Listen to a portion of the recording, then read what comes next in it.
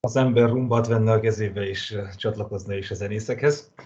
Szép estét kívánunk mindenkinek, az esti beszélgetések házigazdái és Yolanda is. Solymosi Zsolt és Elekes Zsolt, valamint a mai meghívottunk köszönt benneteket ezen a úgy tűnik rendkívüli estén, és már is megteletett a lelkünk olyan dallamokkal, amelyek megalapozzák a mai estét.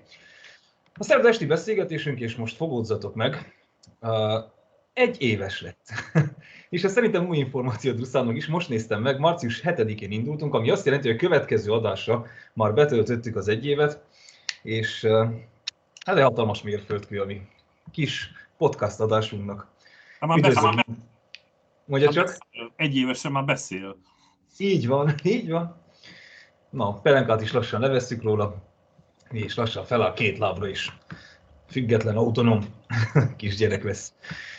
Köszöntünk mindenkit a mai estén újból.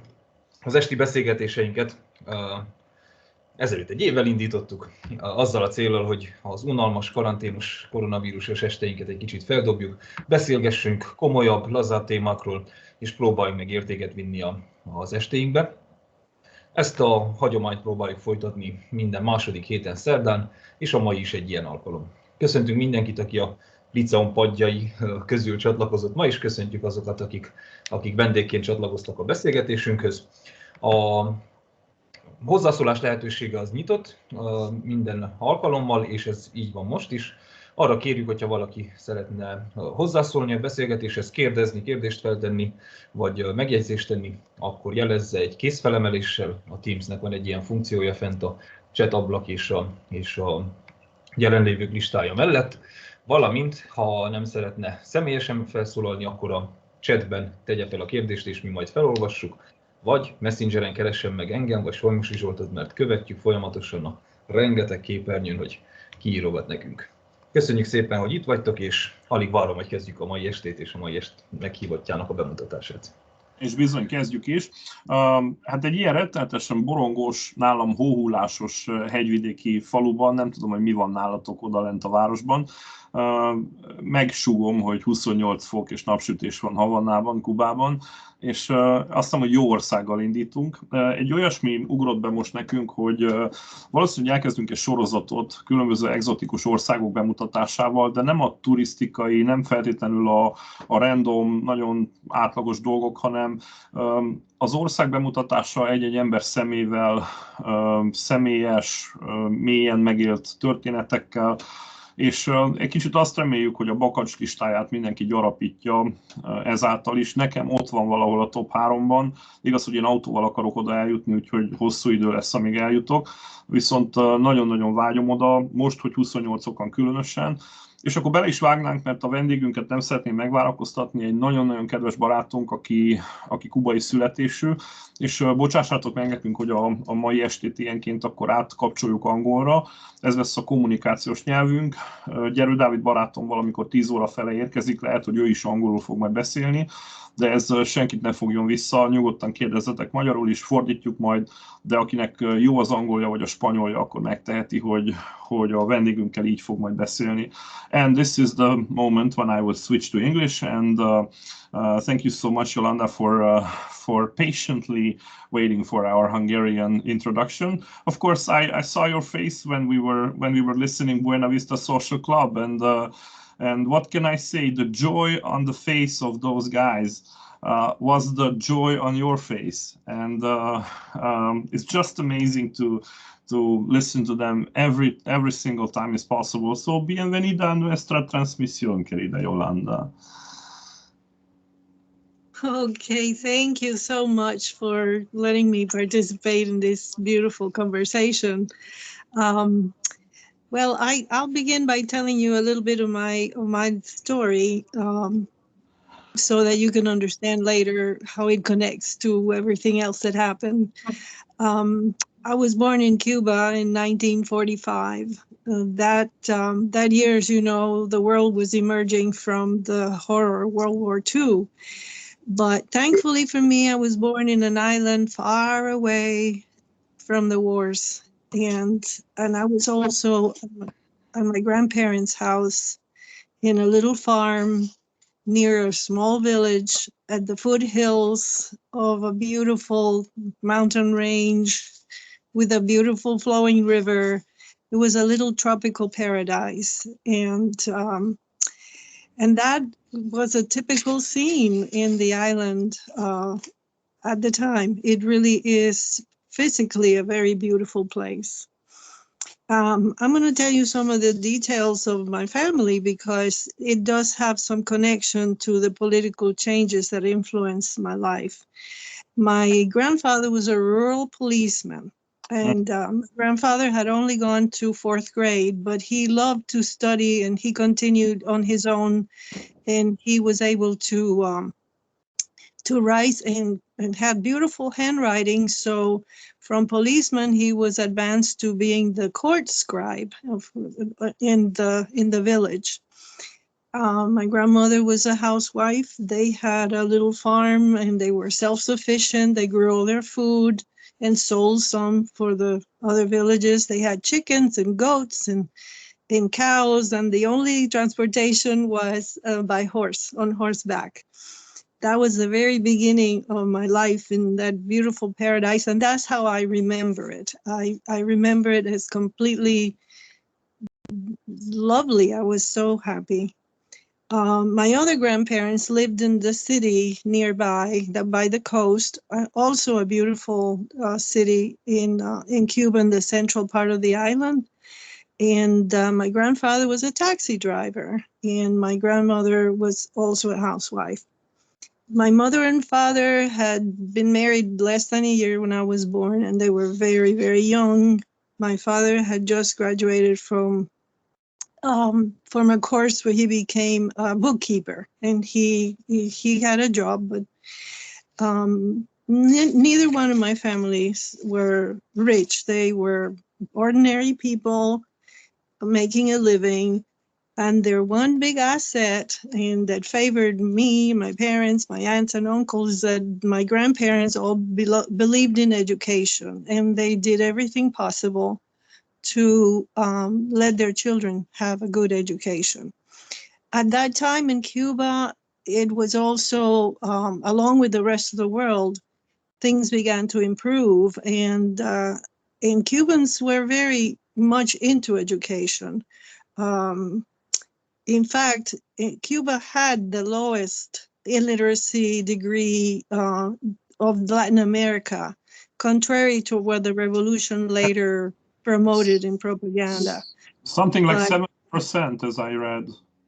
Yeah, and it was only in the most remote areas of the island, because education was free. It was from childhood through university, and they followed the European model of university. So my father and my aunts and uncles, and they all were able to get an education. Many people here in Cuba think that, here in the United States and in other places, think that those of us who went into exile when the revolution took over were all rich and we're all wealthy and landowners and that sort of thing. So that's why I explained that that was certainly not the case in my family and in a lot of other families. We were not wealthy, and that's not the reason. We had no property. Actually, my parents were saving for to buy a house, had been saving for years, little by little. And my father finally had a good job, and then but we had no property. They took nothing away. However, the little farm that my grandparents had, which was only a family farm, that was taken away. And my grandfather's taxi business, that was also taken away by the new government. So in that sense, everybody was affected, the wealthiest of the wealthy and the ordinary people.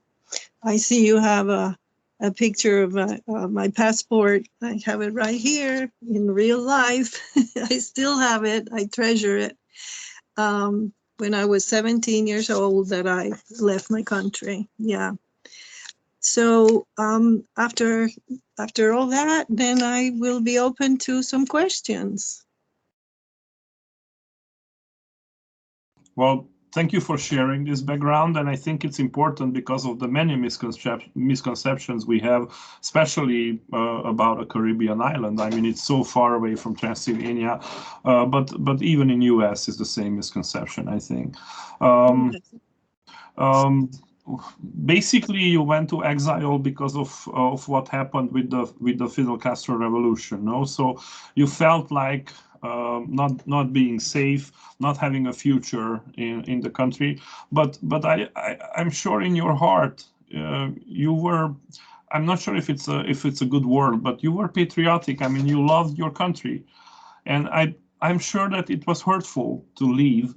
Especially that it was the danger that you might not return very soon to Cuba. How many decades it took until you returned to the farm or returned to the family places? I went back for the first time 52 years after I left. Yeah, I went to Cuba in 2017. Mm-hmm. Almost exactly. I went in March. Yeah. Mm-hmm. It's more than half of a lifetime. I mean, it's a very long period. And how many other family members were able to join you in US after you left with the airplane? Yeah, well, let me fill in a little bit how we came my parents came to decide that it was time to leave. The revolution, of course, happened on January 1st. So the rebellion triumphed and the former dictator left on January 1st of 1959. I was 13 and a half at that time.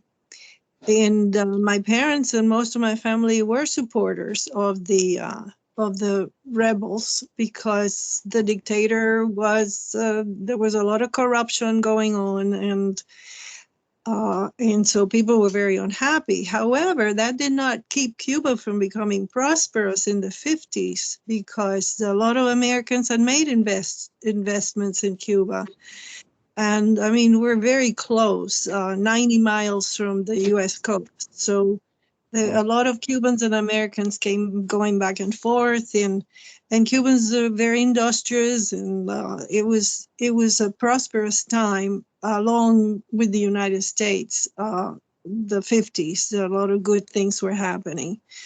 Like my grandfather received his last car that he bought for his taxi business in January of 1959. It was one of the last cars that were imported to Cuba, and I remember going to the port to receive it, and it was very exciting to have a brand new Chevrolet arrive, and that Chevrolet is probably still running in the streets of Cuba.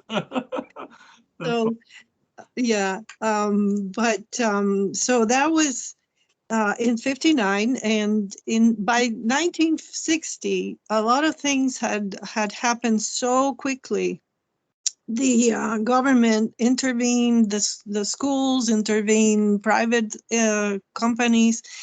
My father had been working with a private accounting firm. He had become a certified public accountant, and then they also confiscated all the property of all the property owners of the buildings. People who were renting then became supposedly owners of their apartment.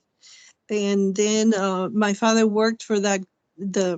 His company was changed into the Urban Reform Company, and he started working, keeping the books for that. It was a nightmare of accounting. They also confiscated, froze all the bank accounts and confiscated the money, left us with only 300 pesos. Up to that point, up to the point of the end of the dictatorship, Cuban pesos and dollars were even. They had the same value. But of course, then Che Guevara was made chief of economy, and they changed the currency and they confiscated the money. So the money that we had saved to buy a house was gone. So that my parents had saved. At that point, I was turning 15, and the schools were confiscated. My father was very disillusioned with the situation, and he came home one day saying it was awful. This was terrible. This was, to say a bad word, this was excrement. And he said, we have got to leave and let this thing settle down. So the first plan was to go to Spain, because my grandfather was a Spaniard and he still had a lot of family in Spain. So, but because we didn't have any money, we could not go to Spain. Then there was, when the schools were confiscated, the children were going to be indoctrinated into Marxism. I mean, that was the point where the government, Fidel Castro, declared that they were going to, everybody had to learn about Marxism. And the teachers in my school, I was already in secondary school in the baccalaureate program, and the teachers in my school were told if they did not teach Marxism, they had to, if they were old, they had to retire. If they were young, they had to work in the country. And we, the students, were also going to be conscripted to go teach literacy in the countryside. That literacy program was touted as a wonderful thing because, like we previously said, they told everybody the story that there was a lot of poverty and illiteracy in Cuba. So, but it was really a plan to indoctrinate people into the new regime. Believe it or not, it was not different in Romania. So we are so similar. Looking at the 50s and the 60s and the 70s and the 80s. So it's totally the same thing. Our guy was called Ceausescu. That's the difference. And he had not had a beard. So that's. Yes, yes, and it was very brutal at first. The repression was very big. My father became concerned because I had joined a counter-revolutionary group. My brother was very small. He had been going to a Catholic school, in which was confiscated completely. Ironically, the building where the brothers had the school later became an interrogation place and torture place for the regime. So then the CIA and some private school owners and that sort of thing, they concocted some kind of something that they were going to get children out of Cuba. And they started getting children out of Cuba in December of 1960. They gave them what is called waiver visas to come to the United States, supposedly to study here. But then in the end, there were 14,000 and some children that were taken out of Cuba. And my father, I don't know how they found out about this, but my mother and father got my brother into that program, and they sent him first because he qualified first because he was 11 years old. And then when he was here, then he sent for my papers, and I came 4 months later, and I had just turned 17. Basically, we are talking about children, the airplanes full of children being separated from their parents, fled to US. Well, yeah, the airplanes were full of different evacuees, but every airplane, there were 2 flights out of Cuba, Pan American Airlines every day, Pan American Airlines, and then twice a week KLM, and there were also flights going to other countries. But until 1962, after we left, and then once we were here, then we could bring our parents out. But 2 months after I arrived here, the missile crisis with Russia and Cuba happened, and everything shut down. So my parents got stuck there as the parents of a lot of children. My brother and I were in a refugee camp in South Florida, and they took very good care of us. The church and the State Department took care of us. They found us schools, they found us foster homes, and so forth, until we were of age to get jobs and that sort of thing. So I was there until I was 18. Mm-hmm. And, sorry for my ignorance, but you learned English in Cuba. I mean, your English was pretty much okay when you were in US. I learned English in Cuba because I was so lucky that we moved to an apartment that was half a block away from a school that was a bilingual school. It was a private school, non-religious, and my parents could afford it. It was, well, with a lot of sacrifice. Like I said, they favored education very much, and they knew that would have been that was, and it was an excellent school. It was providential that I arrived in the United States already speaking English, because I went to that school from 3rd grade to 7th grade.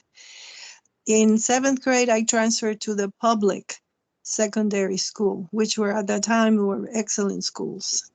Mm-hmm. Mm-hmm. So that's how I came speaking English. Yeah. And what happened after you turned 18 and started having a job? You still had a place where to stay at, or you needed to find some place for you and your siblings? Yes, we had been staying in a foster home in New Mexico. That was my first job, my picture in my first job. And then when I turned 18 and graduated from high school, I started looking for a job. But it so happened that my parents were able to leave exactly at that time. They left Cuba. They found a way to go to Mexico. They flew to Mexico. And then once they were in Mexico, they applied for admittance to the United States. And actually, my parents came into the United States as full residents. They had residence visas, where my brother and I were still considered refugees. And we applied for residency later, a year later. Yeah.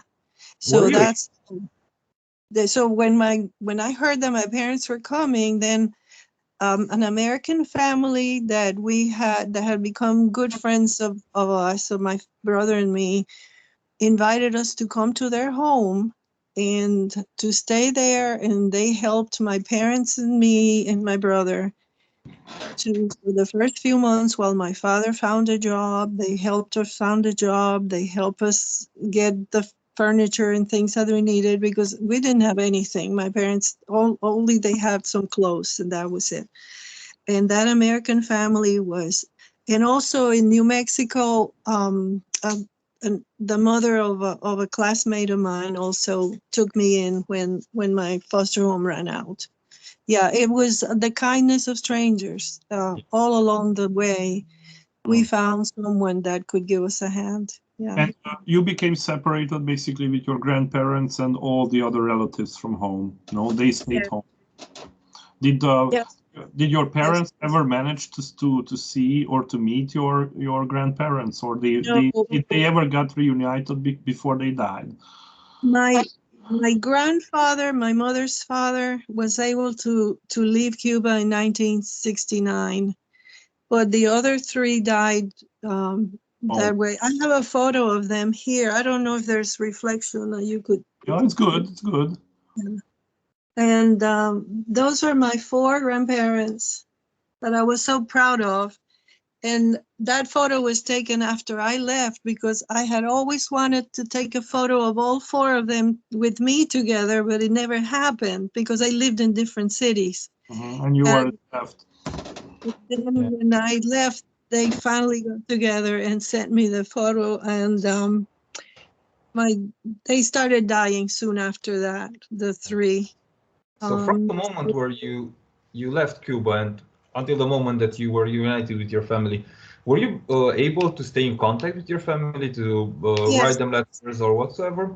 And how could you just survive on on your own in the United States? And what can you do without parents as a teenagers in the United States? So we were taken care of, and we were in the refugee camp where we were fed and housed, and we were sent to school. Yeah, and in the foster home, the church paid the family so they could, keep us there. And we had, most people had most people had good experiences, most of the children, because we were taken in by kind people. And it was coordinated through the church, so most of them were Catholic families. And some children were sent to schools, and they ended up in schools that were considered orphanages, for children without parents. And those, I was very afraid to go to one of those, but fortunately, because I had my brother and I always insisted that we needed to stay together, that we ended up in a foster home. So we were taken care of. Everybody was kind. Yeah. Once I was on my own, then I was going to have to find a job. But then my parents came, we reunited, and then we were all four of us, and we found jobs. Then we went to Florida. But I did not want to go to South Florida. South Florida is where all the Cubans concentrated. And I felt that if we were in the United States, I wanted to be in the United States. And my parents did not speak much English, very, very little, but they went to school. They had English classes.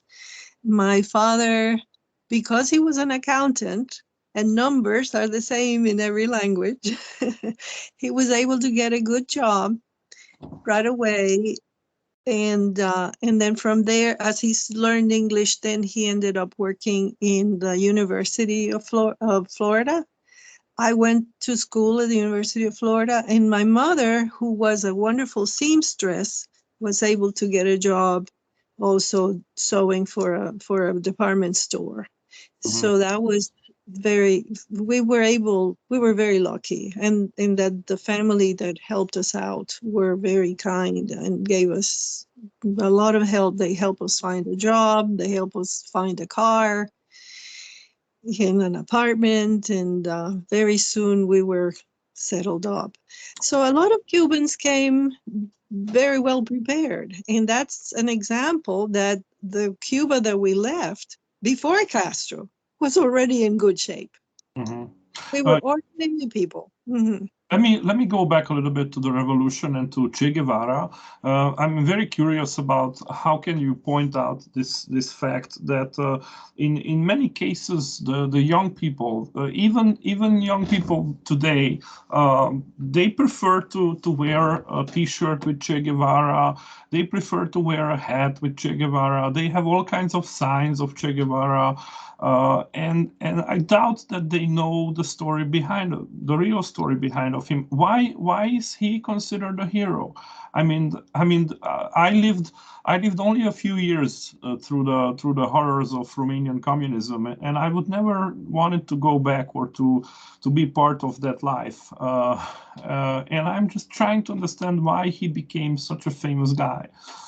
And why kids nowadays consider that Che Guevara is Christ? Che Guevara was a very charismatic person. He started out as a wonderful, ideological, good human being. He saw some things in South America that made him hate the rich and feel a great sympathy for the poor and the exploited workers and that sort of thing. And he became enamored with the Marxist and the communist ideology, which on the book, it sounds very good. It sounds wonderful because it takes care of the people, of everybody. But unfortunately, in Cuba, he became the monster that he had been fighting against, because he was fueled with hatred for the rich, hatred for the economic classes. It was his own economy. He was of a high economic class himself. So that hatred that drove him blinded him to everything else. And I think that was the thing. I happen to know personally a nephew of Che Guevara who lived in Cuba for a while. And he and his family were, terrified of what he had become. He was a murderer. He personally murdered people, and he was ruthless. The same thing with Fidel Castro. Fidel Castro was a charming person. I met him a few times. He was out among the people all the time, and he was a charming, wonderful person to talk with. But power corrupts, and I think that was what happened once they gained so much power. And of course, the fact is that the revolution is a romantic idea. And it's and a lot of people are still, I find them here in the United States, they will argue with me about how wonderful things are. I said, yeah, they are the way you heard them, but I live there. And it wasn't wonderful when you were afraid of your neighbor, when you were afraid of everybody, because if you disagreed with anything the government said, you were considered a worm and you could end up in prison. And one of my uncles, one who was a physician, was framed for, it was somebody had it against him, and he was framed and he was put in prison where he was murdered at age 44. So it's, it was like that. And two of my young cousins were put in prisons at age 18. Both of them were 18 because they protested when the priests were being expelled, and the other one was there was another rebellion against Castro that rose in the mountains. A lot of people don't know this, but soon after the revolution started, many people felt betrayed, and they started another rebellion. So one of my cousins was bringing supplies to them, and he got caught, and they spent all their youth in political prison. And I have heard the stories, and it was horrible. It was horrible, the things that they went through and the torture and all that. So that was the other part of this picture that the propaganda the propaganda from the revolution painted a completely different story, and it sounds wonderful, and in principle it would have been wonderful. Castro could have done a wonderful job in Cuba if he had not gone the way he did, because even though everyone says that it's communism in Cuba was more human, or the face of communism was more human than in Eastern Europe. I mean, people at least were happy or having their poor but happy life in Cuba, even though they were completely isolated after the missile crisis and everything. So, and I also heard, and let's keep this political topic the last one, because I'm really and I think the kids are more curious about Cuban culture and Cuban food and Cuban spirituality. But I heard that after the Soviet Union collapsed, in Cuba, life was even harder than during revolution. I mean, people were trying desperately to escape from Cuba because of the poverty and because of what was going on. And that was the 90s. I mean, I was a kid then. Yeah, that was 91, 92. Yeah. Yeah, that my family tell me that it was awful. They sometimes all they had for supper was sugar water. A couple tablespoons of sugar. Sugar was plentiful, so they had fuel in sugar water at night. The shoes wore completely out, so they had to find pieces of cardboard or the fronds from the palm trees to put on the soles of the shoes. It was really, really, but a lot of people there depended on the relatives they have in the United States. Even though there was a blockade, people found a way to send money, and they sent money through Canada. They could send packages. So in many ways, the Cuban exile community also supported their families and friends in Cuba and allowed Castro to remain in power. That's an irony of life. But because Cubans are very, very united, as family is very important. That's a Spanish culture. The family is super important and super close. And so that idea of family was so strong that the exile community continued to send money and help. And then Cubans are also known for being very resourceful and have a great sense of humor and a great sense of fun. And I think in that way, we're a lot like Hungarians. Okay, we got to the point right now. I mean, we are looking at your wonderful island, and let's travel now to a different place called Transylvania. And I feel so pleased that and honored that you visited us. Tony, your husband, and I bet he's around somewhere now in the house. Right here. Hello, Tony. Hey, Zsolt.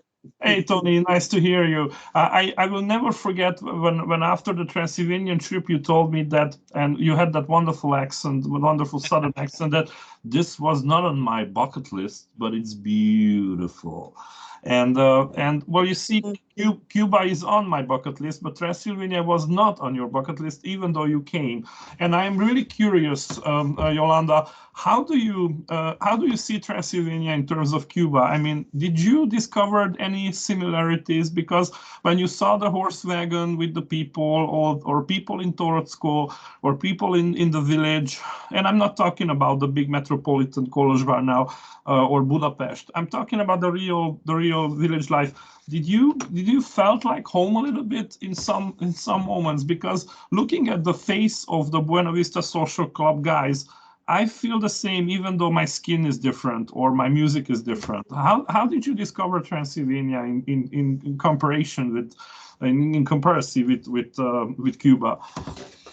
I had that impression. I felt when you arrive in Cuba, you feel welcome. When I arrived in Transylvania, I felt welcome instantly. It's not something, you feel it in the air. It's not just words.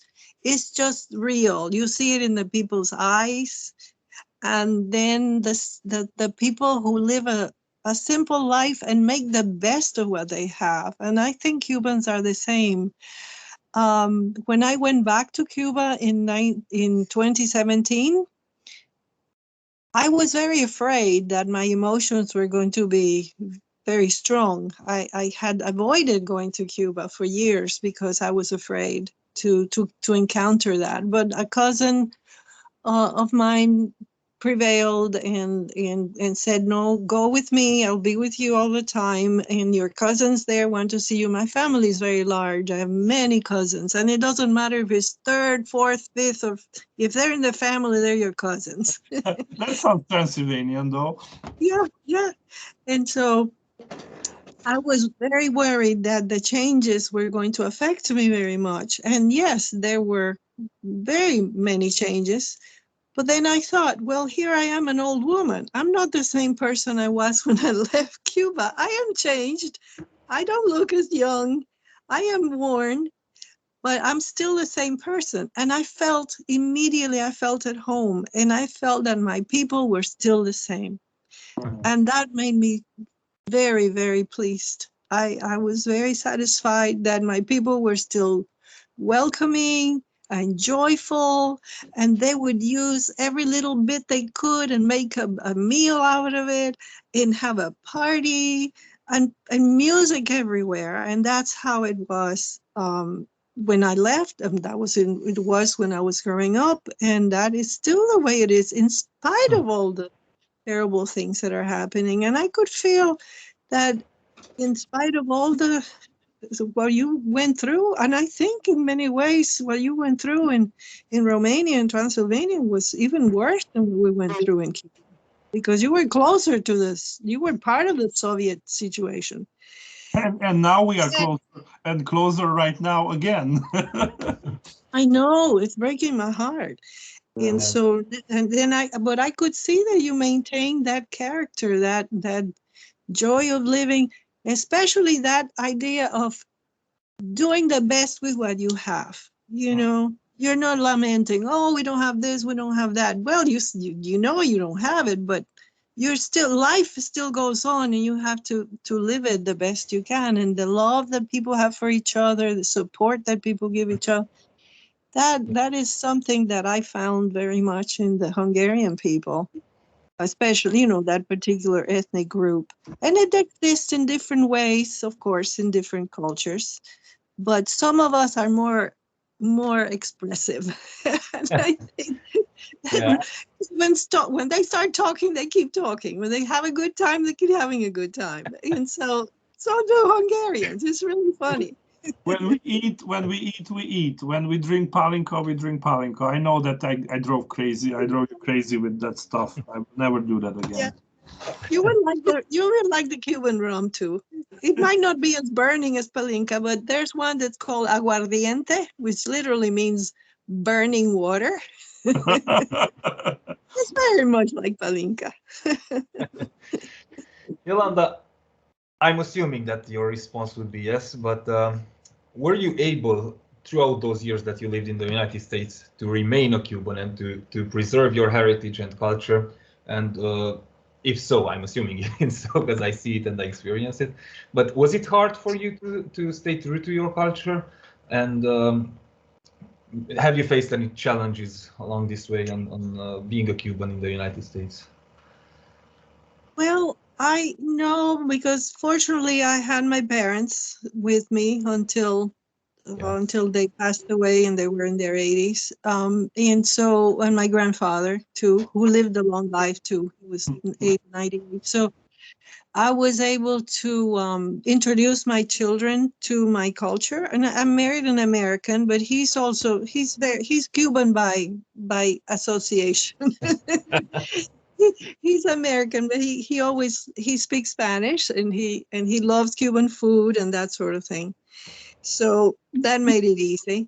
In having my parents nearby, and they of course, although they were young when they came, they were in their 40s. They were relatively young. My grandfather came as an older person, and then of course he continued to eat only Cuban food and that sort of thing. So, but my mother and father adjusted and made a balance. We got the best of both worlds. and I was able to introduce my children to the culture and some of the food. My son and daughter speak Spanish. We taught them. They were little. So anyway, that's my son when he was born, and that's my mother-in-law and my mother the day he was born, and it was a beautiful time. My mother-in-law was a Southern lady with roots, and my husband and roots from mother and father go back a long time in the United States to the 1600s even. So they're long-time Americans, yeah. Such a But nice. my mother-in-law was very loving and very open to me, and she and my family hit it off together. It was not the same with some of my husband's relatives. They felt that they did not like the idea that he married a Cuban, and some people that met me in the South were surprised that I looked white. They thought that all Cubans were black. And I would say, well, in my family, they're all shades of colors. They're blonde and blue-eyed people, and they're dark-skinned people, because people in Cuba are very mixed, you know, and that's there is racism in Cuba. There's no question. There's racism everywhere.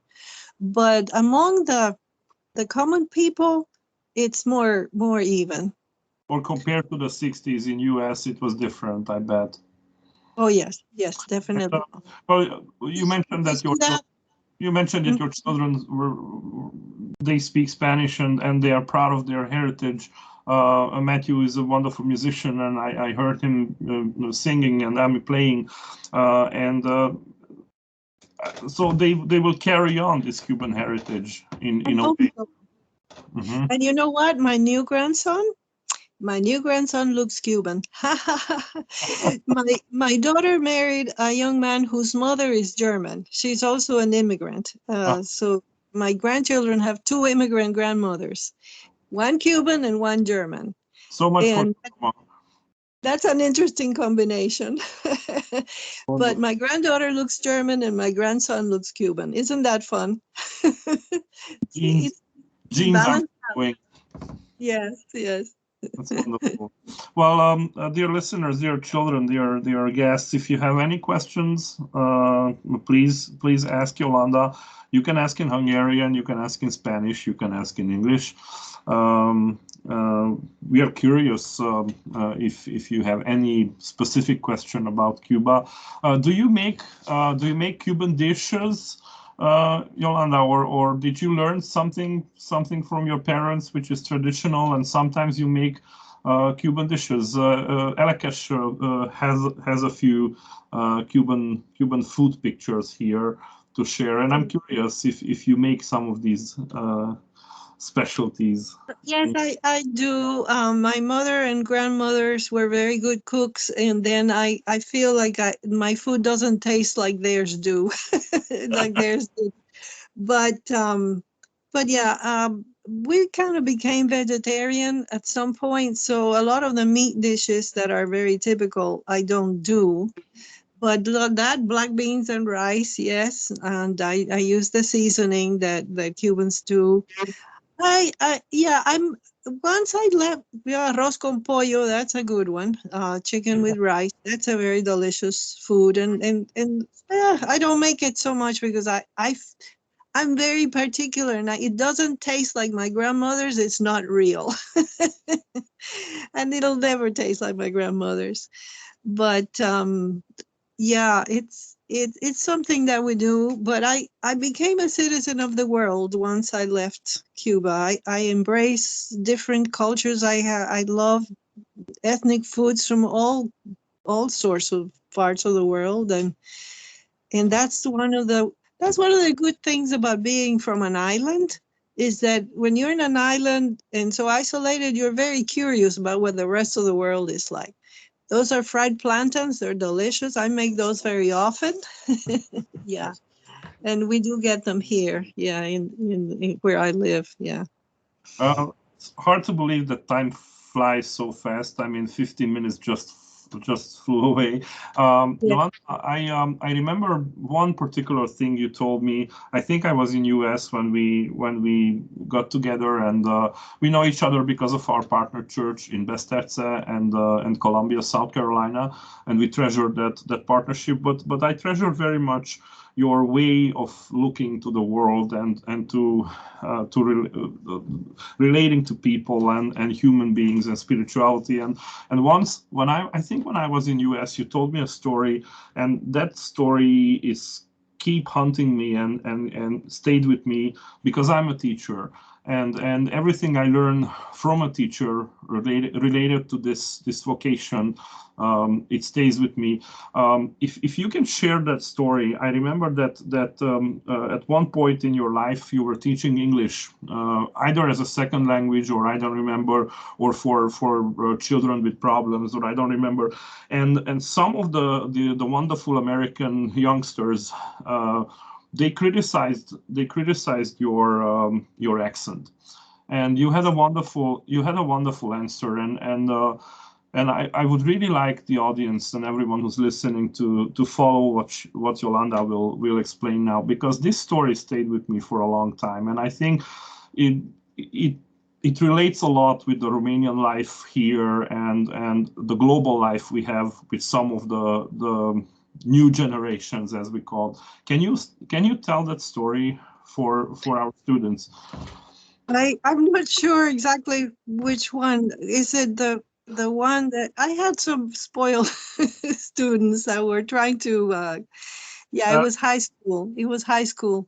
High school students, and I think somebody said something about I don't really have much of an accent, but they still had to find something. And I think, if this is what you're thinking, I think I told them that I had to earn is that it? Yes, it is. Yeah. I said, you were given this privilege of being American, and I had to earn this privilege. And actually that makes me appreciate it even more. I think that might be the story you're referring to. Yeah, I think it's a big life lesson. I mean, we were born to this world, and we consider that everything is given to us, and everything we should have, it's automatically here. But you earned it when you were flying away from Cuba as a scared child, and you had no idea about your future that moment. And you earned it. You really earned it to become, let's say, an American, a Cuban American, but you earned it. Yeah, there was another time that I sat, that was when I started teaching in high school, and the children were very unruly, and they were wasting paper and all that. And I finally gave them an assignment that they settled down and they were quiet, and I sat at my desk. And then I looked at them and I said, poor kids, they have not suffered enough. Because they were the age I was when I left Cuba and I went through the revolution. And I said, they haven't suffered enough. That's why they're so spoiled.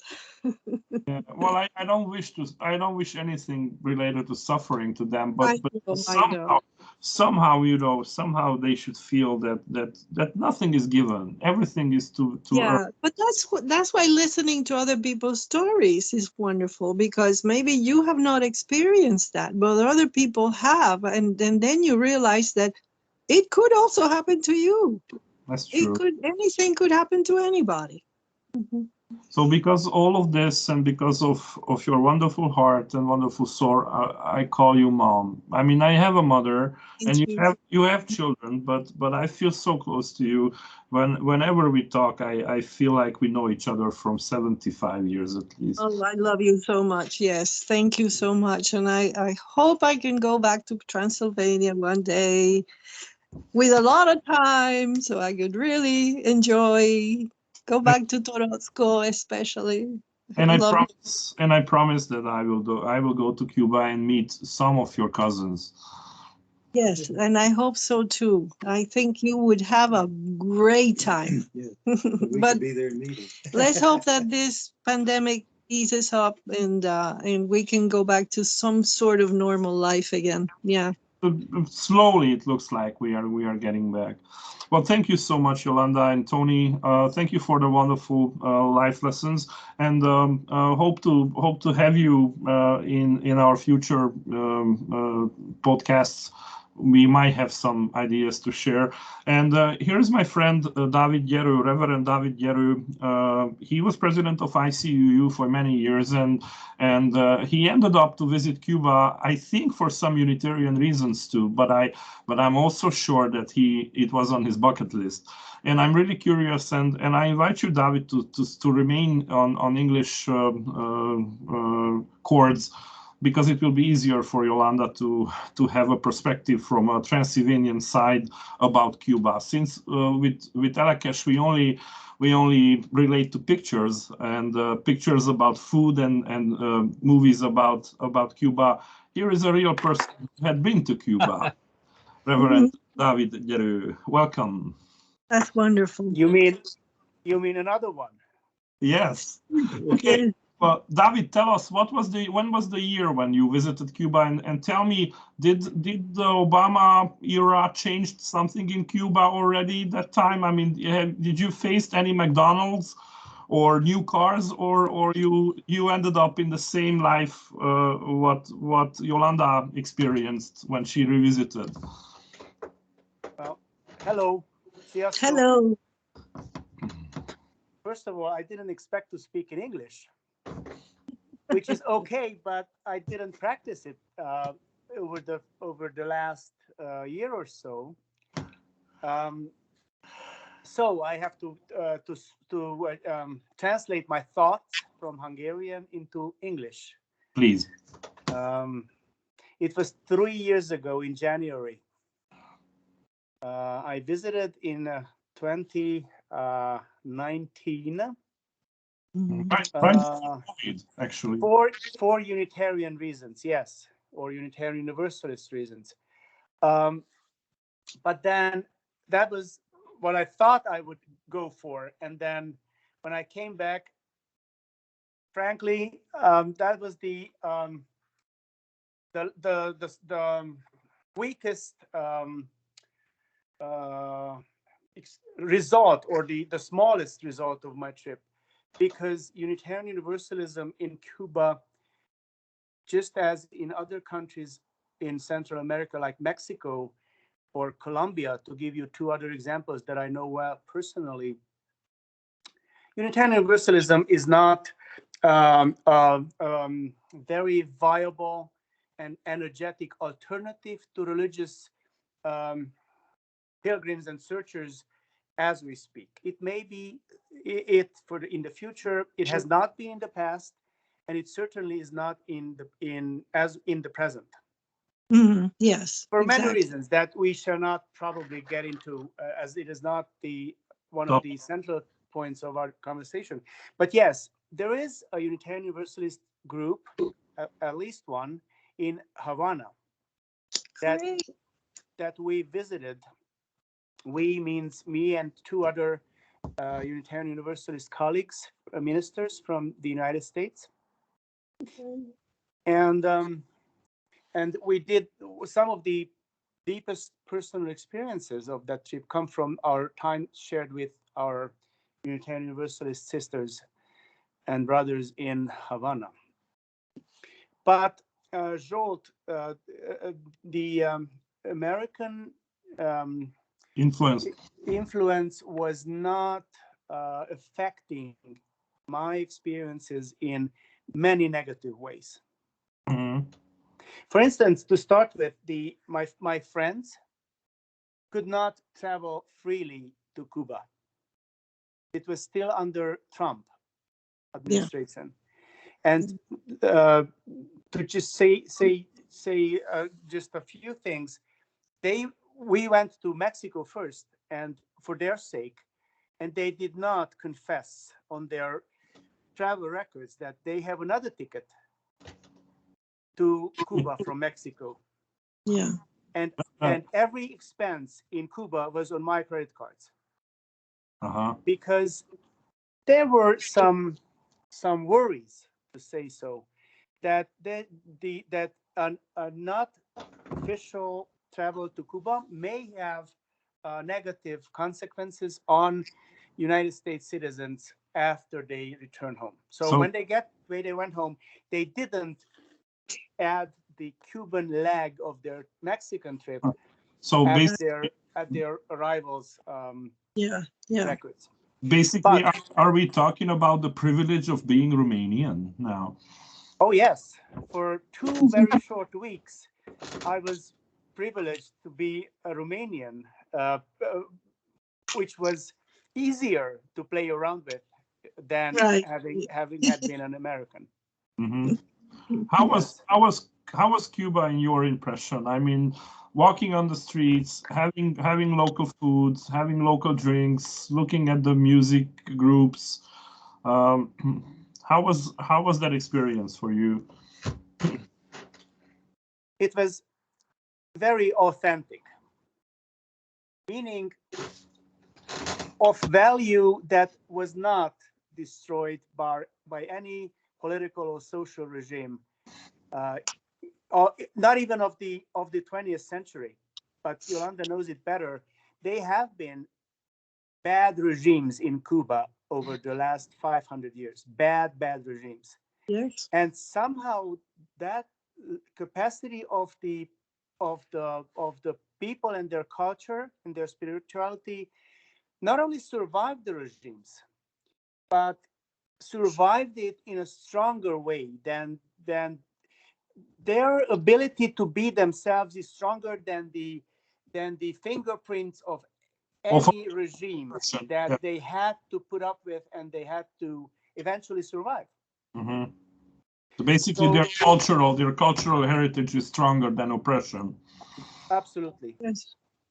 Absolutely. That was a very, very clear and very strong experience of mine. And another one that I was very happy for was that even if they had to put up with so much over in the past, including the very, very difficult 20th century, their spiritual capacity to enjoy life and be thankful and be welcoming and open-minded and friendly and make yourself feel safe and comfortable is stronger than of many other nations that I've visited.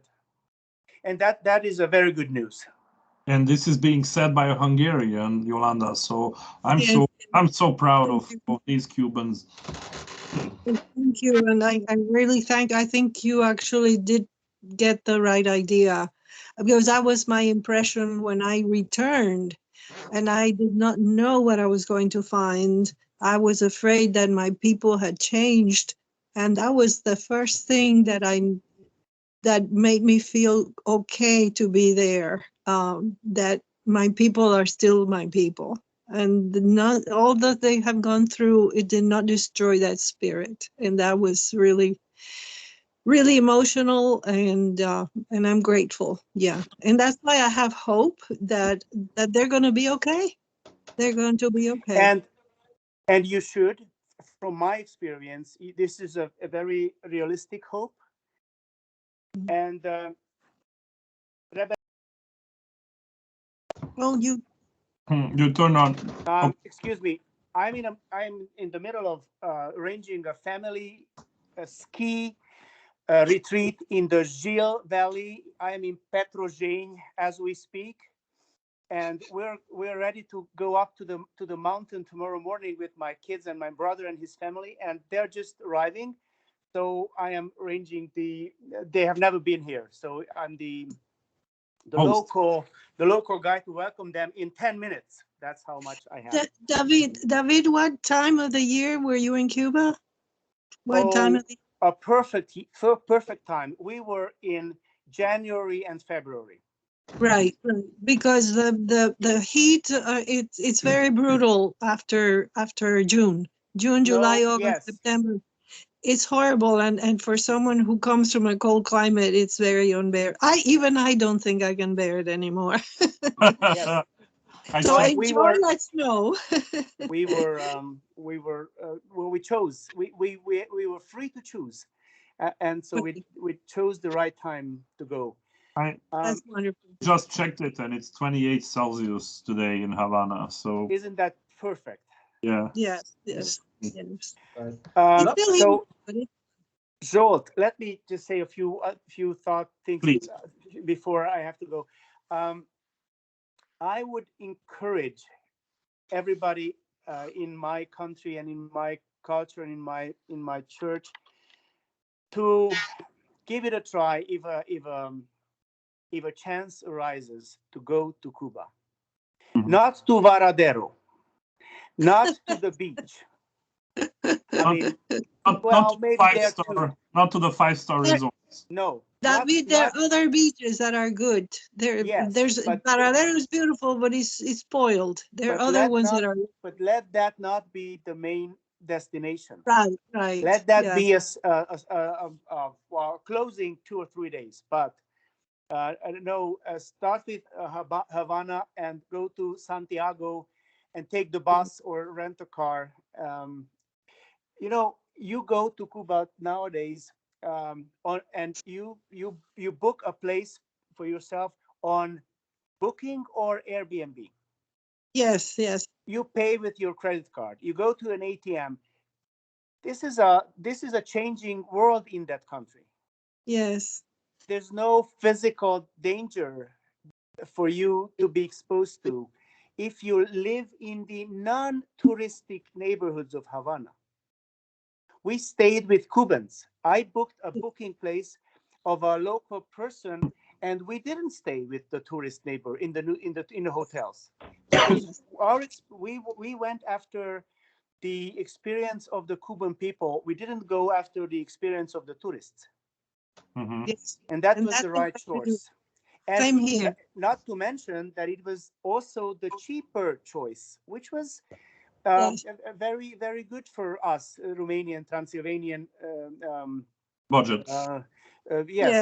citizens with lower budget than most tourists in Cuba.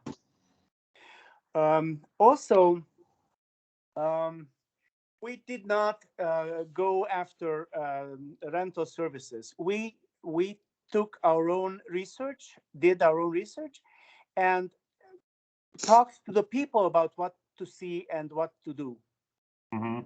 And although we did go to the major museums and historic places to visit in Havana, and the neighborhoods, like we went to Hemingway's house, and and other cultural highlights. But the highlight was to be with the people in the pubs and restaurants that Cubans go to. Mhm. Yes. Not where tourists go. As And those were the best choices that we had. Yeah. That's what I do anywhere I go. I like to, you go and see the tourist places, but spend your time with the people. Yes. Did you you stayed in Havana most of the time? Most of the time, yes. Yeah, I grew up in Havana. Yeah, but I was born, and I lived in Santiago de Cuba and in Cienfuegos, two of the most important cities in Cuba. So I was very lucky. Mm-hmm. Yes. One of the major benefits that we ended up with after the trip was to experience the diversity of cultural heritages that Cuba unifies on that one major island. The local tribal heritage, the Spanish heritage, the African heritage, all of those being merged in egységes. Unitary. Well, unitary in the rich way, in the fitting way, Yes. That they go well together. Yes. Right. And basically, that's what Cuba means, actually. Yes. Yes, that's what their music means, and that's what their food means, and that's what their, the two things that you can buy everywhere, and you're free to bring home also is rum and cigars. Yeah. I'm not a smoker. I've never been. I probably will not be one. But in Cuba, I smoked cigars. Right. Because it felt so good. It felt so good, and I did drink rum in Cuba. And you make my students to visit Cuba now. Well, and to give you an even better news, I flew to Mexico, Havana, and back on 700 euros. Okay. That's good. We have to talk to David about this. Oh my goodness. Well, that was true. That was 3 years ago, but still. Okay. That's still. Yeah. Still, Right now, yeah, things have a lot more difficult, but I think they're sustaining things for the tourists.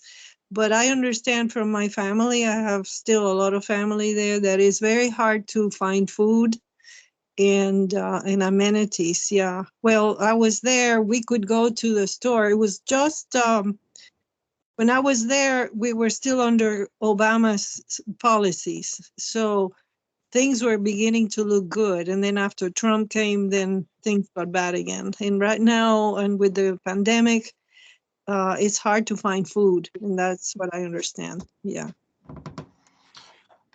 All right. Zsolt and Zsolt, what's the name of this American movie that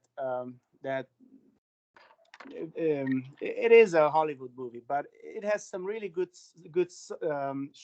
shooting on Havana. You mean the club life, the life before yes, before that's what I mean. Started. Yeah. Yolanda, what's the name of that movie? Wonderful. Which one? Well, there's several, but of course, it's a relatively new one, maybe 10 years ago. The Lost City. The Lost City. The Lost City with yes. Yeah, it's wonderful. Well, I recommend everyone because it tells the story. That's a good one to start with. Yeah, it tells the story of the revolution and how the changes from Batista became even worse with Fidel. Okay, David, thank you for your intervention, and sorry for forcing you to prepare your Hungarian speech and then switch it into English, but it was great. I didn't quite prepare a speech, but I did prepare a few thoughts. Sorry about it. Yolanda, right. And I'm sorry to have been scheduled on this night away from home, because otherwise I do have hours and I do have stories to share, but I have to go now, being away from home and being needed. Thank you, and enjoy the wonderful time. Yes. Thank you. Bye-bye. Goodbye and take care, and greetings from Petrila. Southern Romania. We've never been there, Yolanda, but who knows? Szia, Dávid, jó ét. Sziasztok. The Lost City is definitely a movie everyone should watch, because it's also very emotional, because it goes through the eyes of a Cuban family, where the children, just as you mentioned, some were part of the counter-revolution. They were not fans of Fidel, and they were in trouble. They had to be bailed out from jail and stuff like that. But also the family owned the club, and the club was closed, and some of the dancers who did all the wonderful Cuban dances and everything, they were forced to do all kinds of ideological dances from the community. Yes. Even that, yes. That was horrible. We experienced that. And also one other idea came to my mind. I'm a big fan of Michael Moore, maybe because of my non-Republican background. And the movie Sicko, which tells the story of American healthcare system, basically not the people who are without healthcare, because those people, in a big crisis in US, but this documentary was about people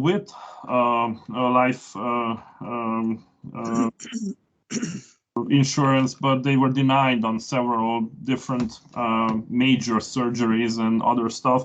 And the movie ends. I'm not sure if you watched it, but the movie ends with taking a few American veterans, basically 9/11 workers. They were taken to Cuba, to Havana, and they got treatment at the local hospital for free, just like Romanian healthcare is socialized. And it's nothing. I mean, I cannot praise Romanian healthcare, but at least it's socialized and at least it's free.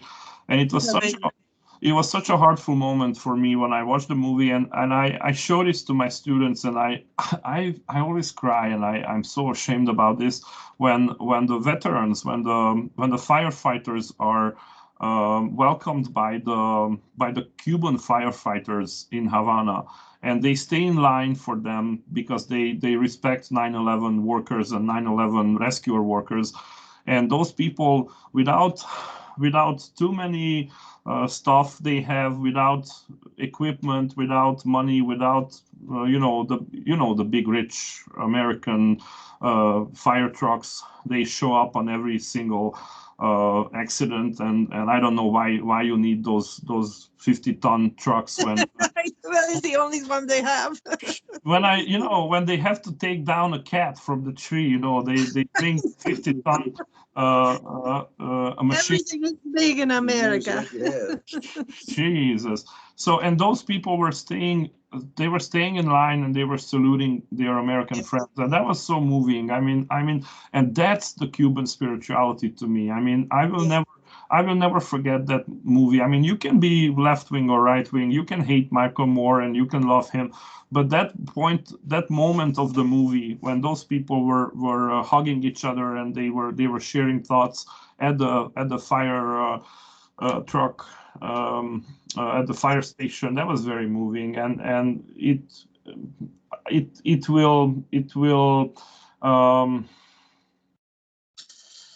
will keep every single Cuban people in my heart because of this.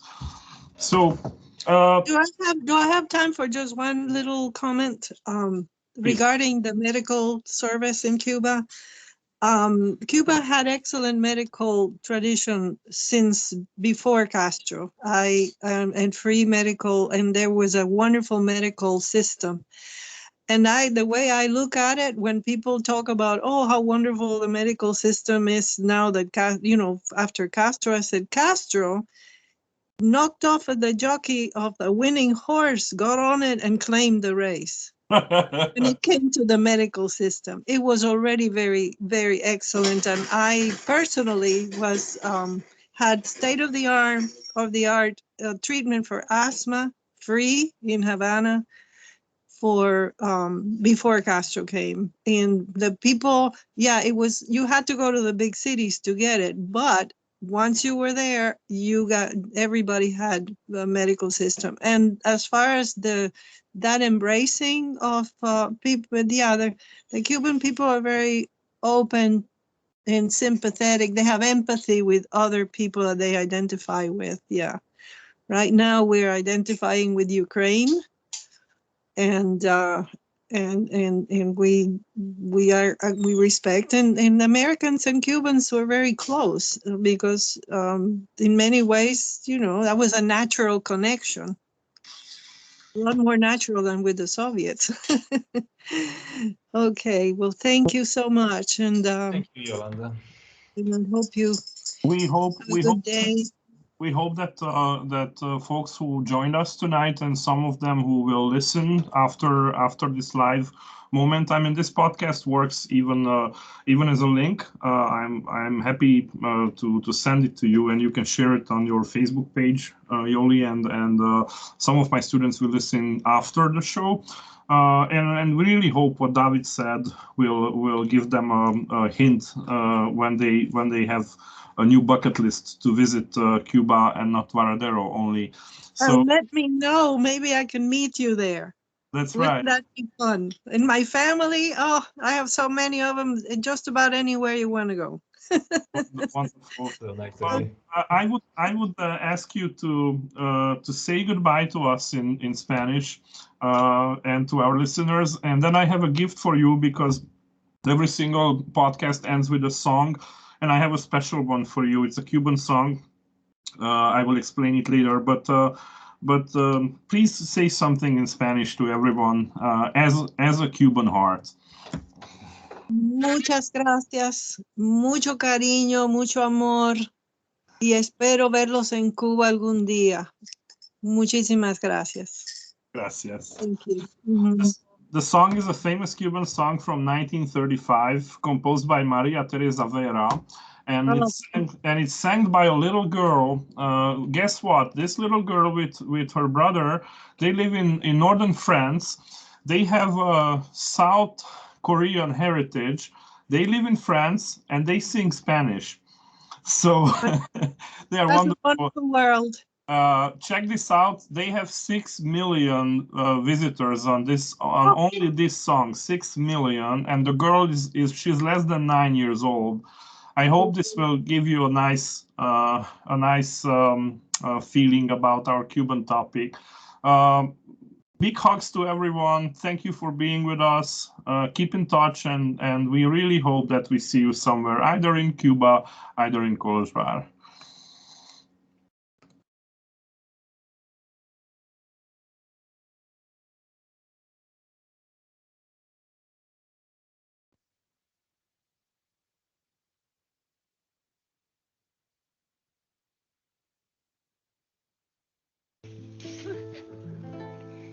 ¿Qué te importa quererme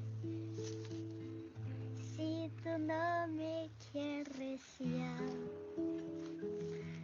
El amor que ya pasó, tú no se debe recordar.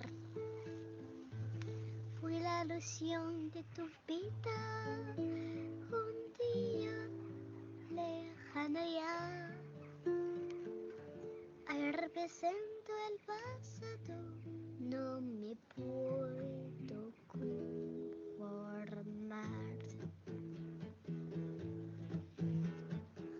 ¿Qué te importa que te ame si tú no me quieres ya? El amor que ya pasó, tú no se debe recordar. Fue la ilusión de tu vida, un día lejano ya. Ahí represento el pasado, no me puedo conformar.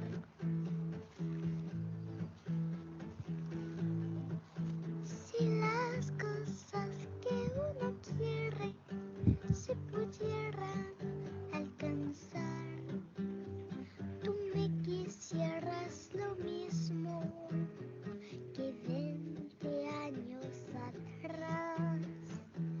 Con qué tristeza miramos un amor que se nos va. Es un pedazo del alma que se arranca sin piedad.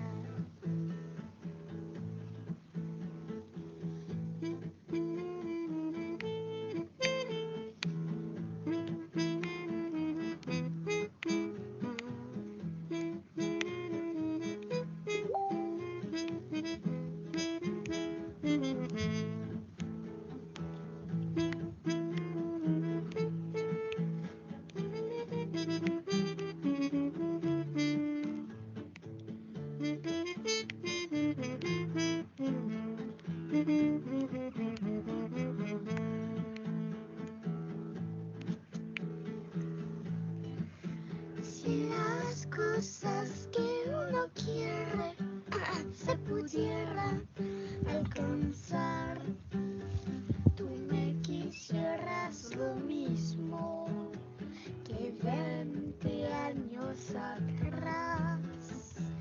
Con qué tristeza miramos un amor que se nos va. Es un pedazo del alma que se arranca sin piedad. Es un pedazo del alma que se hará, que así quiera.